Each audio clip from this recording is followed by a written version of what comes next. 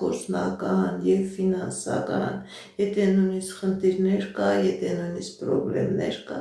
այդ խնդիրներն ու պրոբլեմները լուծվում են։ Հաջողություն է սպասվում, սիրելի Իրենա։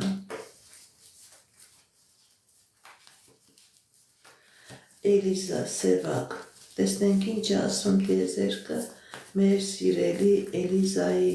եւ Սևակի համար։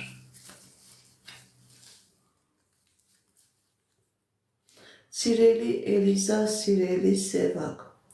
հաջողություն է սպասվում, հաջողություն, հաղթանակներ, երազանքների, նպատակների կատարում,